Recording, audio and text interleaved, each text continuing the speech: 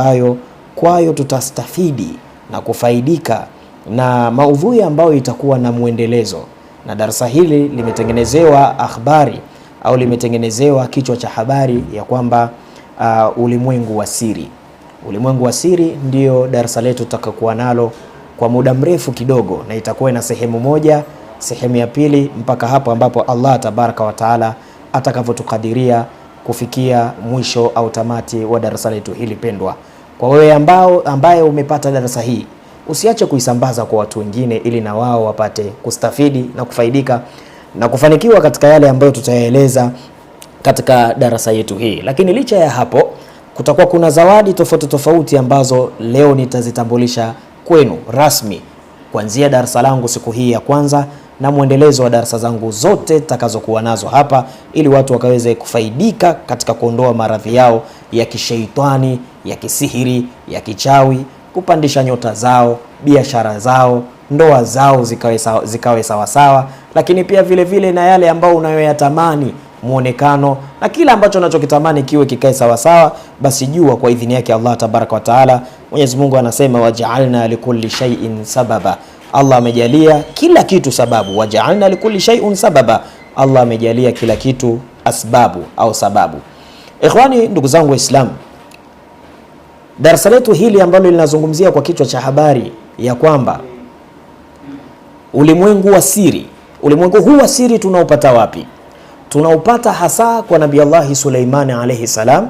Darasa letu litaanzia hapo, lakini kwa aya ya Allah tabaraka wa taala anayetueleza sisi wanadamu, mimi na wewe unaonitazama hivi leo, Allah tabaraka wa taala anasema inna ash-shaytana lakum aduwwun fattakhidhuhu aduwa, hakika shaytanu kwenu nyinyi ni adui. Hakika shaytani kwetu sisi, mimi na wewe unanitazama, ni adui. Fattakhidhuhu aduwa, basi tumfanye kweli kuwa adui. Shaytani ni nani? Ni kiumbe cha namna gani? Nguvu yake ikoje? Pua yake ikoje? Yukoje? Ni historia ndefu sana ambayo kwayo inaweza ikatuchukua muda mrefu sana kwa idhini yake Allah tabaraka wa taala. Ikhwani, ndugu zangu Waislamu, tutaanza katika darasa hili kwa kutazama ulimwengu wa Nabii Allah Suleimani alayhi salam. Lakini ulimwengu huu wa Nabii Allah Suleiman ambayo kwayo au habari hii zimebebwa na kichwa cha habari kinachosema ulimwengu wa siri, utakuwa unaturudisha kabla ya kuumbwa baba yetu Adam, kumtafuta Ibilisi ambaye hasa yeye ndiyo mtihani mkubwa kwa sisi binadamu mpaka leo kufikia kuwa na maradhi tofauti tofauti. Kwa tutakuwa tunakwenda huku na kule, lakini habari jua kabisa kwamba darasa tunalokwenda nalo ulimwengu wa siri au ulimwengu usiojulikana. Mpendwa msikilizaji wa ZVP Online TV, darasa yetu inaanza kwa kusema kana Suleimanu alayhi salam, alikuwa Nabii Allah Suleiman alayhi salam yamliku jaishan minal jinni washayatina, kwamba Suleiman alayhi salamu alikuwa akimiliki jeshi kubwa linalotokana na majini na jeshi kubwa linalotokana na mashaitani wenye sifa ya kijini, yani wenye asili ya kijini lakini walioasi wakawa na sifa ya kishaitani. Ina maana hawa wao wenyewe la halali twende, la haramu twende, hawa ndio ambao wanabeba sifa ya ushaitani. Kuna kila nyingi zimezungumzwa juu ya umiliki wa hivi vitu kwa Nabii Allah Suleiman alayhi salam. Kila nyingine ambayo ni kubwa ni kwamba juu ya khatam ya Suleiman, yani pete ya Nabii Allah Suleiman, pete ambayo ilikuwa ina wafqu maalum, wafqu ambayo imebeba majina 7 ya Allah tabaraka wa taala yaliyokuwa yakimpa nguvu, pawa na amri kubwa Nabii Allah Suleiman kwa chochote ambacho alichokuwa akihitajia kwa majini, binadamu, wanyama, ndege, upepo na vinginevyo vilikuwa vinamtii. Lakini kwa kila hii ambayo tunaletea mwanzo kabisa wa uanzilishaji wa kutuiwa Nabii Allah Suleiman alayhi salam, kila hii inatueleza, kila maana yake palisemwa annahu kana bi amri min sayyidina Jibrail alladhi nazala min as-samai bi amri min Allah ta'ala. Kabla hayo yote hayajawa kuwa ya Nabii Allah Suleiman alayhi salam, aliteremka Jibril alayhi salam kushuka katika dunia kwa ajili ya maandalizi na maamrisho maalum juu ya viumbe vyote kumtii Nabii Allah Suleiman alayhi salam. Anasema min Allah ta'ala Lakini amri ya kutelemka Jibril alayhi salamu ni amri iliyotoka kwa Allah tabaraka wa taala, liya'mura aljinnu washayatina ay yakhdha'u tahta sataritihi, ili hao wote watelemke waje wamtii Nabii Allah Suleiman alayhi salam. Majini watelemke, mashaitani wamtii Nabii Allah Suleiman alayhi salam. Lamma nazala sayyiduna Jibril alayhi salam, pindi alipotelemka sayyidina Jibril alayhi salam, qala lahum, akatoa tangazo, akanadi, ayyuhal jinnu, enyi majini, washayatini, na mashaitani, ajibu li sayyidina Suleimanu ibn Daud alayhi salam, muitikieni Suleimani mtoto wa Daudi alayhi salam. Baada ya tamko hili kutamkwa, baada ya tamko hili kutoka, fakharaju min kuhufi, wakatoka katika mapango. Majini waliokuwa wamejificha katika mapango wakatoka.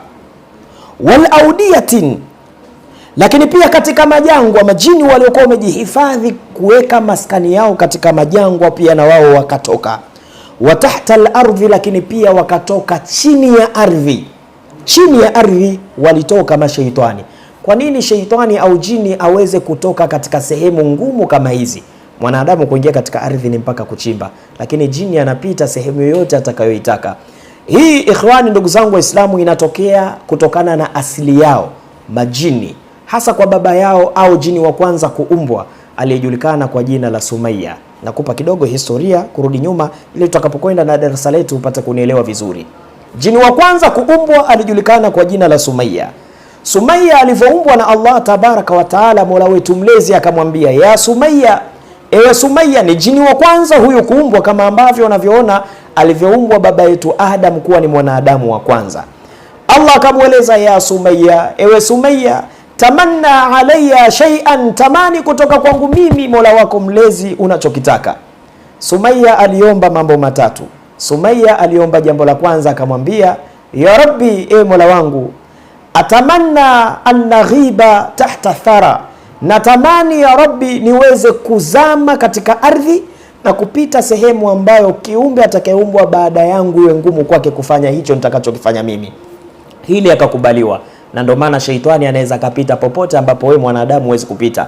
Mpaka katika mishipa yako ya damu shaitani anaweza kapita, na ndio maana Mtume Muhammad sallallahu alaihi wasallam akasema katika hadithi ambayo ni muttafaqun alayh, anasema inna shaitana yajri min ibni adama majra dami, hakika shaitani anatashakar na kuzunguka katika kiwiliwili cha mwanadamu kupitia mishipa yake ya damu. Anaweza kuingia sehemu ambayo wewe mwanadamu huwezi kuingia. Lakini pia jambo la pili, baada ya kukubaliwa hilo la kwanza, akamwambia, ya Rabbi, ewe Mola wangu, atamanna annara wala nura, natamani mimi nivione viumbe vitakavyoumbwa baada yangu mimi, na viumbe hivyo visinione mimi.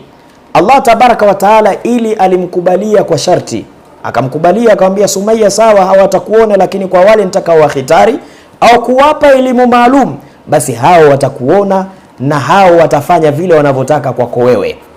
Sumaya ili alikubaliwa, na dalili ndio tunazipata hapa. Miongoni mwa watu ambao Allah tabaraka wa taala aliwahitari wawaone majini watumikisha ni Nabii Allah Suleiman alayhi salam. Lakini pia mtume wetu Muhammad sallallahu alayhi wasallam, ni kisa kirefu hichi cha mtume Muhammad sallallahu alayhi wasallam pale alipokwenda kukutana na majini zaidi ya 15,000, tena katika makabila makubwa ya kijini. Wale viongozi wao alikutana nao kwa idhni yake Allah tabaraka wa taala. Ikhwan, ndugu zangu Waislamu, jambo la mwisho akamuomba Allah tabaraka wa taala, ya Rabbi, ewe Mola wangu, na kuomba kiwiliwili changu niweze kukibadilisha pale ambapo kitakapokuwa kimezeka, yani ngozi yake. Shetani anajikoboa ngozi kama vile unavyoona nyoka anavyojikoboa ngozi. Ndugu zangu Waislamu, hii ndo pawa na nguvu aliyopewa kiumbe huyu. Baada ya shetani huyu aliyejulikana kwa jina la Sumaya, baada jini huyu akijulikana kwa jina la Sumaya, kizazi chake kilikuwa chenye kumcha Allah tabaraka wa taala, mpaka utawala wa Sumaya ulipokwisha, akaja jini wa pili aliyewatawala majini wote kuwa mfalme.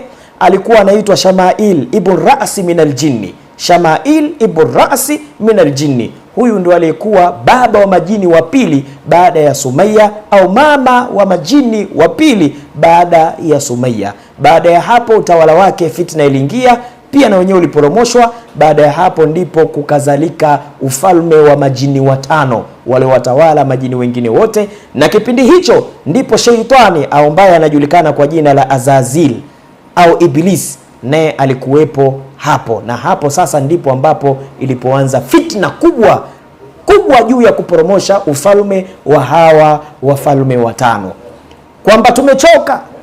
Popote panapokuwa pana neema, basi watu hutamani neema ile iondoke.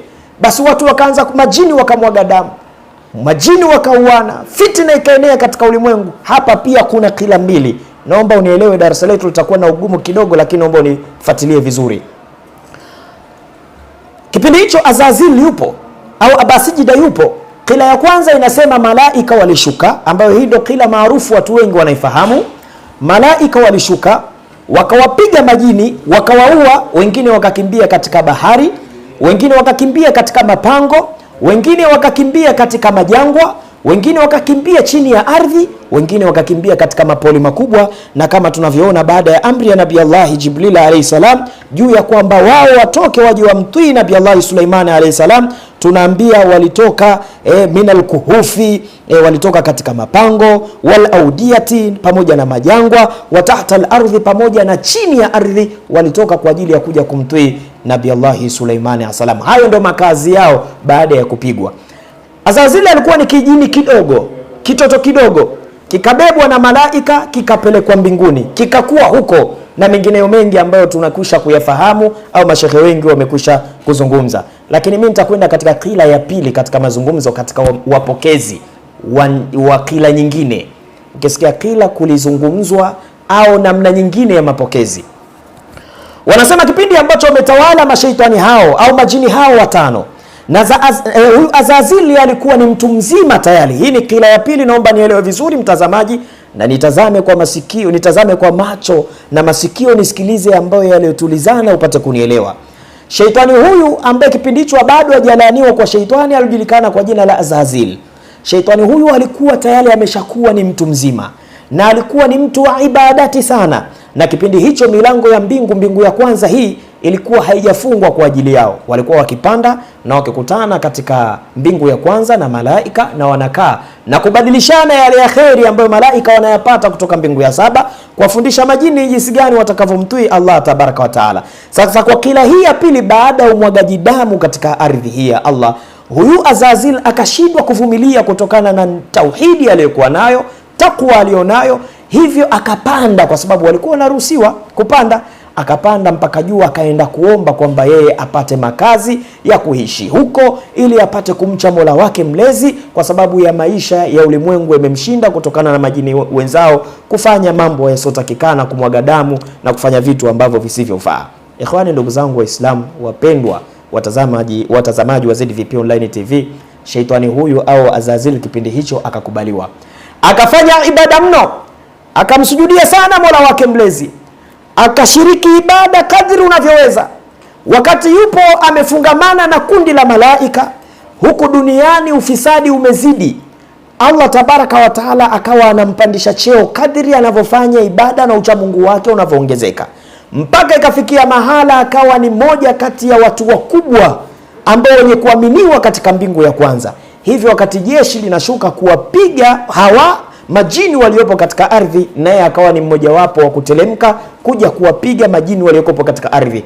Kwa majini wakati wanapigwa na kufukuzwa katika ardhi ya Allah, walikuwa wanamuona ndugu yao Azazil anashirikiana pamoja na majini, pamoja na kundi la malaika kuja kuwapiga na kuwafukuza makazi ambao walikuwa wanaishi.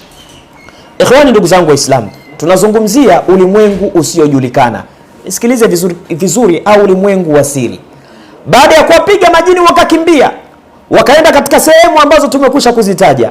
Azazil hapa akapandishwa cheo kutoka kuwa jini wa kawaida, ikafikia mahala akapewa hazina ya mbingu ya kwanza, akapewa na hazina ya ulimwengu, kwa mtawala wa tatu baada ya Sumaya, baada ya Shamail ibn Ra'si min al-Jinni, baada ya utawala ya hawa wafalme watano. Utawala uliofuata baada ya majini kupigwa ulikuwa ni wa Azazil. Tena yeye alitawala mbingu ya kwanza pamoja na ardhi, na hazina nzima ya ulimwengu huyu bwana mkubwa alikabidhiwa na Allah tabaraka wa taala. Ikhwani, ndugu zangu Waislamu, baada ya hapo likatoka tangazo. Hili ndio lilikuwa sasa mtihani kwa Azazil.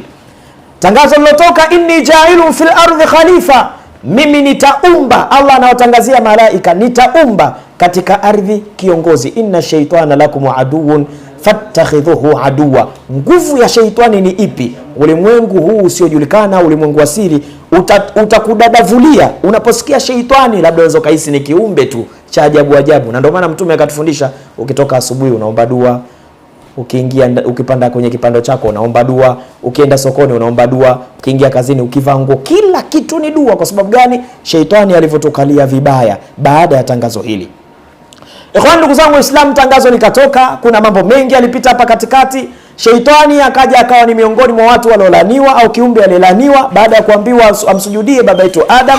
Yeye akumsujudia baba yetu Adam, na hapa uadui kwa mara ya kwanza ukawa umeanza baina ya mwanadamu na shaitani, kwa sababu shaitani aliona sasa ananyang'anywa umiliki wake wa mbingu hii ya kwanza pamoja na ardhi, anakabidhiwa mwanadamu. Kwenye vyeo kuna mambo mengi, na wewe ambaye una nafasi yako kazini, una cheo chako kazini, shaitani anaweza akamuingia mwanadamu, rafiki yako, kipenzi chako, akawa ni adui mkubwa, akakuharibia mambo yako, akakufanyia urozi. Mwingine akakuendea, hasa kwa wataalamu wa kupige. Unakuja unapigwa kipande, matokeo yake unaanza nuru yako inapotea, muonekano wako unapotea, hautamaniki, bosi wako anakuwa hana hamu na wewe, kazi zako zinakuwa zinaharibika. Utakachokifanya hata ukitengeneze kwa ubora wa namna gani, kikienda kukaguliwa kinaonekana ni kitu cha hovyo sana umefanya. Licha wale ambao mpo katika kazi, kuna watu ambao mmeolewa, mlikuwa na waume zenu, mnapendana sana, ndoa ilikuwa nzuri sana mwanzo wa ndoa, mnapendana sana, utakachokisema mume wako anakusikiliza, na wewe mwanamume ulikuwa utakachokisema mke wako anakusikiliza. Mbaya zaidi, anaanza vitimbi kwako na bado unampenda sana, unaumia sana. Suluhisho limekuja, huyu ni shaitani. Inna shaitana lakum aduun fattakhidhuhu aduwa. Na huyu shaitani mwenyewe hafanyi mambo yake hivi hivi, uko mbele tutaona katika darasa letu. Ni shaitani ambaye pia mpaka katika masuala ya sihiri ya uchawi anaingia. Kwa wewe uliopo katika ndoa, baada ya kutazama klipu hii, hemu itengeneze ndoa yako kwa idhini yake Allah tabaraka wa taala, kwa hizi dawa mbili ambazo leo ninazileta kwako, kwa hii product au hizi product mbili nazo zileta kwako, kwa idhini yake Allah tabaraka wa taala, zitakufanya kuwa salama na kurejea katika power na nguvu uliyokuwa nayo mwanzo. Ewe ambaye unaifanya biashara, mwanzo biashara yako ilikuwa nzuri, inakwenda vizuri, lakini baada ya marafiki zako, jamaa zako, na wewe kuitangaza biashara hiyo, walipofika katika biashara hiyo, mtu akaisifu biashara yako, akasema fulani umefanikiwa, bila kusema mashaallah, kumbe anakuhusudu, hataki hapo ulipofika. Mwisho wa siku biashara ikaporomoka, ikaharibika, ikashuka, ikapotea.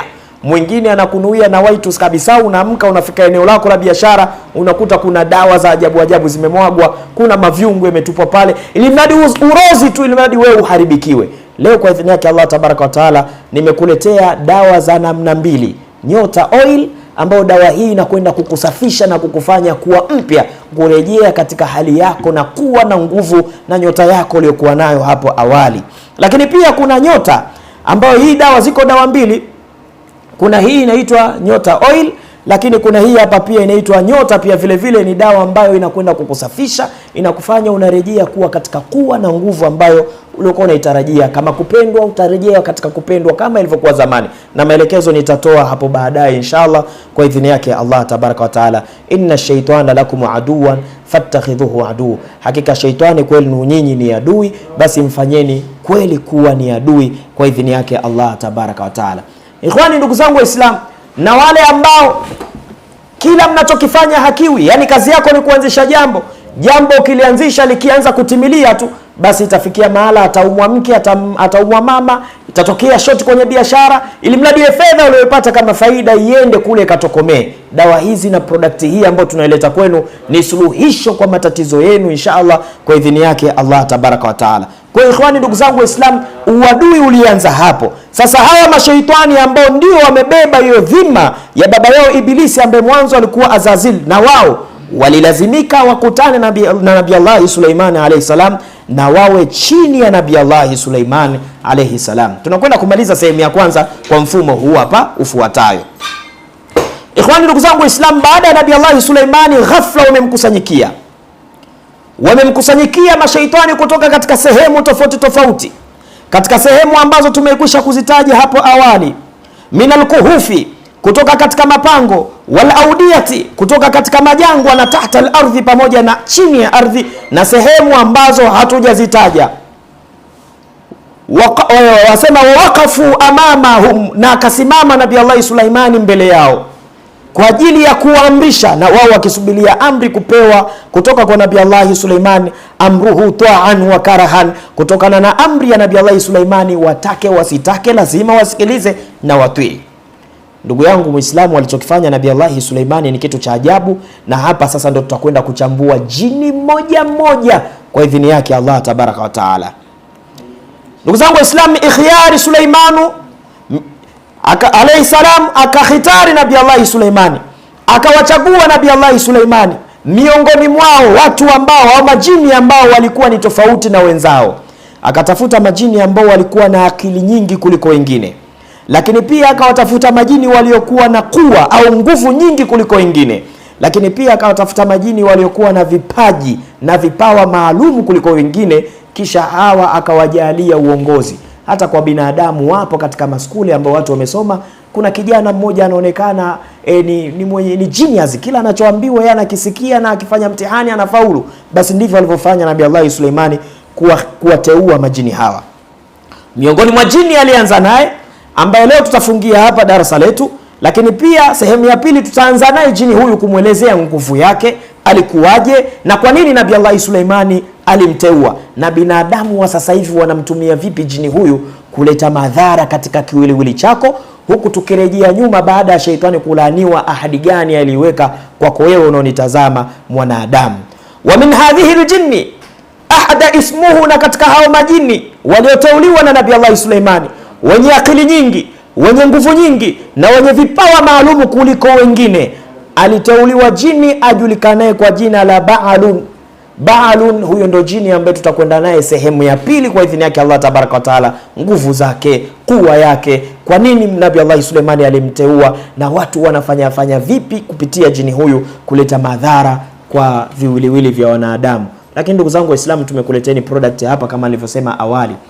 Kwa wewe ambaye kazi zako haziendi sawa, unajitahidi kupambana, nguvu kubwa unatumia, na wapo watu alhamdulillah, mtu anajitahidi kutafuta cha halali, anafanya nguvu kubwa, anatumia nguvu kubwa, lakini anapata kwa idhini yake Allah tabaraka wa taala. Lakini akipata fedha yake haikai mkononi, mpe masaa mawili imekwisha kabisa, imepukutika, baadaye anakuja kuuliza hiyo fedha imekwenda wapi? Na kabla hajaipata fedha hiyo anakuwa na mipango mingi mno, lakini fedha inapofika mkononi, ile mipango yote ya maana inapotea, na anawaza atapata tena, ataitumia ile itakapokwisha tu, ndio ile mipango ya maana inarejea tena na kuhisi atapata siku nyingine. Kwa anajikuta kila siku yeye anapiga mark time tu, maisha yanazidi kwenda, anazidi kuwa mchovu. Wewe hauko sawa, njoo chukue product hizi ambazo kwazo tunazileta kwenu kwa idhini yake Allah tabaraka wa taala, zitakusaidia. Kuna namba hapo ziko chini inshallah, kwa idhini yake Allah tabaraka wa taala piga, utapewa maelekezo ya dawa hizi zitakufikia vipi popote pale utakapokuepo. Lakini kama nilivyosema hapo awali, kwa wale wenye mashaitani,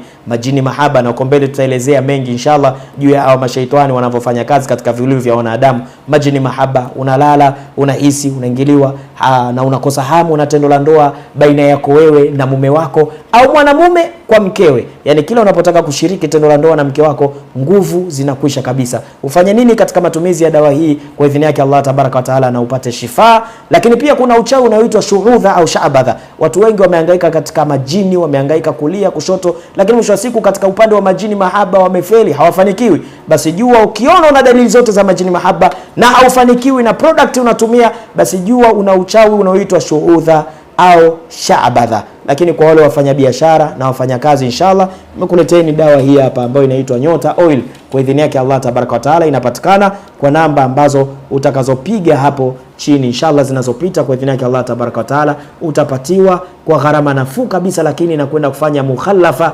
baina ya kiwiliwili chako na sheitani. Dawa hii inakwenda kufanya mukhalafa. Mukhalafa maana yake itakapoingia katika kiwiliwili chako, haina haja ya mambo mengi, ni ushaitani automatically yeye mwenyewe kuhisi karaha kukaa katika kiwiliwili chako, anatoka na kwenda kwingine, au anakwenda hapo asau kwa alipokuwa akiishi hapo awali. Kwa utatumia kwa maelekezo ambayo tunaelekeza. Dawa hii inatumiwa kwa kukoga. Matumizi yake ni kukoga kwa idhini yake Allah tabaraka wa taala, lakini inaongeza nguvu, inaongeza mvuto. Jambo la kwanza, dawa hii inaongeza mvuto, lakini jambo la pili, inafungua biashara. Inafungua biashara ya namna yoyote ambayo wewe unataraji kuifanya. Lakini pia vile vile inafungua ndoa ambazo zimefungwa. Kuna watu hawaolewi, kuna watu wanapambana waingie katika ndoa, lakini mambo yanakuwa magumu. Utakapotumia dawa hii kukoga, inakufanya nyota yako, nguvu yako na pawa yako kurejea kama vile ulivyokuwa mtoto mdogo ulivyozaliwa, kila mmoja alikupokea kwa bashasha na nguvu kubwa. Lakini pia vile vile dawa hii inafungua mali. Riziki kwako imekuwa tabu, kuna watu riziki zao zimekuwa za tabu, wanapambana, jasho linatoka, lakini wanachokipata kinaishia kupotea na hawajui wamefanya kitu gani cha maana. Lakini jambo jingine, inafungua kazi.